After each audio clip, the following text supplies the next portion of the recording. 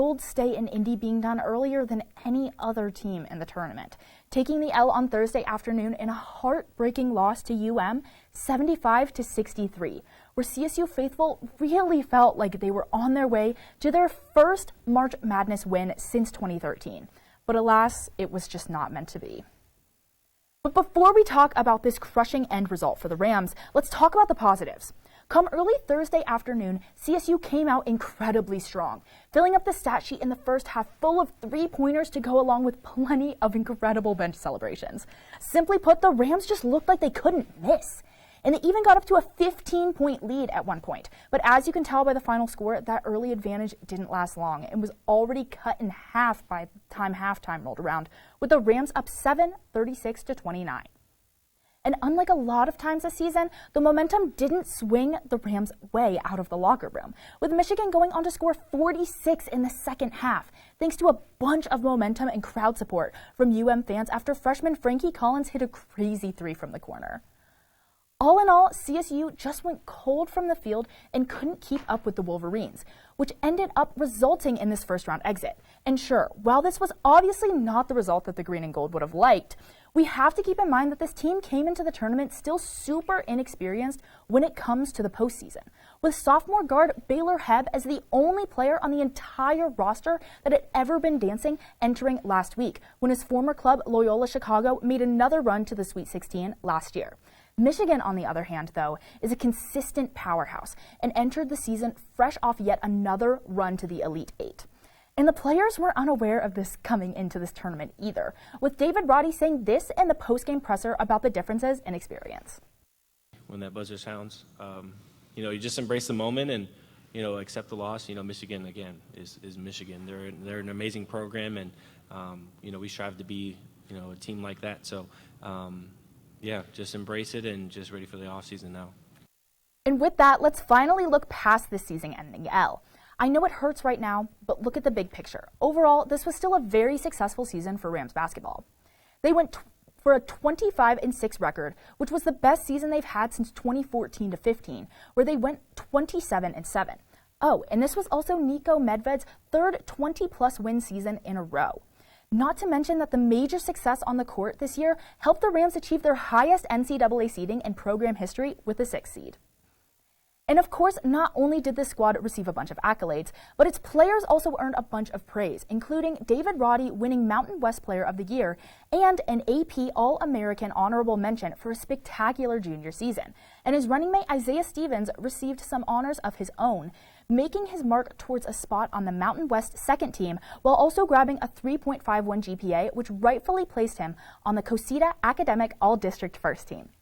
To sum things up, I don't care that they didn't end things out with a win. This was still a fantastic season for Rams hoops. And through all of the ups and downs, these young men should be incredibly proud of what they accomplished. In addition to, of course, being super excited for this upcoming season. Exactly like I am. Madeline, I know you felt that environment, as did I. That was a heavy Michigan fan environment. And I know Michigan fans are everywhere, but I do have to wonder if that took a toll on CSU playing an unfamiliar turf. It was very strange. I remember once Frankie Collins hit that three, that was the first three that Michigan hit in the game, and the stadium just erupted. Everything shifted after that point. It was very, very interesting energy, and I definitely do think that it could have had an impact in the result. Well, Indianapolis is only 4 hours away from Ann Arbor, and I made the drive, and I'm sure they did too. I can't blame them. And sticking to closing things out for CSU on the hardwood, while Rams women's hoops, as you already know, fell just short of the big dance a few weeks ago down in Vegas against UNLV, they still had a postseason game to play come late last week. And no, I am not talking about the NCAA tournament, of course, but the WNIT, where Coach Williams and crew traveled all the way up to Portland, Oregon to take on the Portland University Pilots at their place for the Chili Center for a first-round matchup. And obviously, as I mentioned at the top, this one wrote a finish to what was an inconsistent, and I'll say it, up and down season for the green and gold, with CSU ultimately taking the L in this one 72-63 to eliminate them from postseason play. And with that, they're probably wondering exactly what happened for the Rams to fall this flat when it mattered the most. Well, it all starts with a sloppy beginning right from tip-off, where the home squad quickly jumped out to a 20-10 advantage after one. Now, the Pilots didn't get to 4th place in the WCC by accident, and the suffocating full court pressure they put on display early proved to be way too much for CSU's offense from the jump, forcing some quick turnovers in the backcourt and some, let's be honest, pretty ugly looking shots from the green and gold once they moved the ball past half court. But luckily for Ram fans, this shell shock from early on didn't last forever. With CSU regaining their footing in the second, and thanks to Portland cooling off from three-point land where they started off at 4 for 7, the green and gold were actually able to battle their way back to make this one a game, going on an 11-0 run midway through the third to claw their way back within 1. But unfortunately after that, it just seemed like CSU ran out of steam, with the Pilots going on a tear of their own to lead by 8 entering the final and decisive quarter, where they were able to close things out and keep McKenna Hofschild with the rest of the Rams offense at bay, never looking back from a 12-point advantage with 5 minutes left to send the UP fans up in the Chile Center home happy. But of course, we can't wrap things up without going through the numbers real quick, so let's start things out with the leaders for the Rams. Sure, while McKenna Hofschild led this team in scoring like she usually does with 19 points to go along with 8 assists to add on to her season-shattering mark here at CSU, it honestly wasn't even close to get it done in this one. I mean, to put it into perspective, the only other scorer for the green and gold in double figures was Kendall Kinzer with 12, while the Pilots had a whopping 4 players that put up more than 10, including a game-high 23 from UP's Rose Flug. And when you combine this with the 40 paint points for Portland when compared to the green and gold's 24, it's pretty clear to see exactly why the Rams never led the entire night. So just like that, that's the season for CSU women's hoops. They finished the season off at 21-12 and 9-9 in the Mountain West in what was a pretty successful but albeit inconsistent year. Nonetheless, all of us here at CTV Sports will still never forget their run down in Vegas at the Mountain West tournament, where they almost pulled out a miraculous appearance in March Madness against all the odds, which leaves me excited to see where this program will go in the future. Yeah, Ella, I am excited for this program in the future. I think they have a bright future ahead of them. No, absolutely. You know, there are a few problems here and there, but nothing they can't fix. I mean, this is a resilient squad, and I'm really, really excited for next year and all of the upcoming teams that this school sees. Yeah, for sure. And to finally switch it up from all of that action on the hardwood, CSU women's softball didn't enjoy much success over the weekend either, taking a trio of L's in this weekend's triple header against conference rival San Diego State on the road trip out to Cali, where they really struggled to find any sort of competitiveness against a solid Aztec team and pushing them to a disappointing 8-16 overall record throughout the first month or so of the season, not to mention a rough 0-3 start to Mountain West play.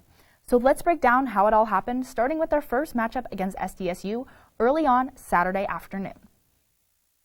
This one quickly set the tone for the rest of the weekend's action, with the Rams only going for a combined 2 hits against some solid Aztec pitching, while also giving up a whopping 6 runs to SDSU. But hey, at least these 2 hits by the green and gold didn't go completely to waste, with Daniel Cerna hitting a bomb out to center to put the Rams on the board in the 5th. But obviously, with how many runs they gave up, it just wasn't enough, with the home team going for a total of 6 RBIs and 10 hits, including sophomore Mac Barbara, who put in 4 RBIs and a home run of her own. And so, were the Rams able to improve on this, let's be honest, pretty terrible performance their first time out? Well, definitely not. Being held scoreless on their 3 hits and wasting a great 6-inning outing from sophomore pitcher Sydney Hornbuckle in Game 2 for a 2-0 L on Saturday night before turning right around on Sunday and, well, somehow doing even worse, getting run-ruled in by far their worst outing all season. Thanks in part to a 7-run second inning that put CSU out of it before things even really got started. Not to mention only 1 hit from the green and gold all game long. After this brutal weekend for the Rams, let's hope they can use this adversity as some added motivation when they take on the San Jose State Spartans right here on campus at Ram Field. The Spartans hold a 16-10 record and are riding a 2-game winning streak. And we'll just have to wait and see if the Rams are able to turn things around with a couple of wins against SJSU come this weekend. Oh, and you thought we were done with basketball? Well, not so fast. The Nugs battled the 4th place team in the Eastern Conference right now, the Boston Celtics, down the road in Ball Arena. So how'd they do exactly against a squad that's on this much of a roll? Well, to follow the theme of heartbreak, disappointment, and losing that this show has followed so far, the Nuggets did much of the same, taking a 20-point L, 104-124, to fall to 42-30 and to the 7th seed in the West, currently flirting with missing out on the postseason. Let's take a look at how it all went down. From the start last night, Boston controlled the pace in front of the home fans in Denver, but at least for the first quarter, the Nugs were able to keep up pretty well and stay within reach, only being down 6 entering the second. But thanks to a horrific performance leading up to the half, marked by a 28-7 run in the final 7 or so minutes before the break, the Nugs found themselves in a shocking 25-point hole entering the third. So were they able to cut into the lead at all? Well, as you can tell by the final score, not really. With the Celtics holding on to a 20-point lead, or even worse at some points, for basically all of the second half. The Joker, like he always does, had his moments, but as to be expected, when he goes, this team goes. And thanks to an off-shooting night where he was only 8 of 23 from the field, which helped contribute to his first game without a double-double in over 2 months, it's pretty obvious to see why this Denver team, still waiting on a potential return from Jamal Murray, wasn't able to fight their way back into this one. It's not like the reigning MVP's off night really mattered in the grand scheme of things. I mean, the Nugs let both Jaylen Brown and Jason Tatum drop 30 on their heads. So unless he would have hit like 10 more of his shots, it probably still wouldn't have been enough.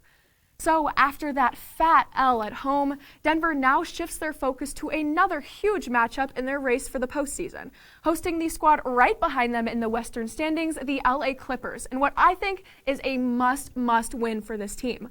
Obviously, my fingers are crossed that they can get it done and stay in prime position for the playoffs. And with that, Rams, it's time for a very quick break. When we come back, Cam will walk us through some of the most memorable moves around the NFL. You won't want to miss it.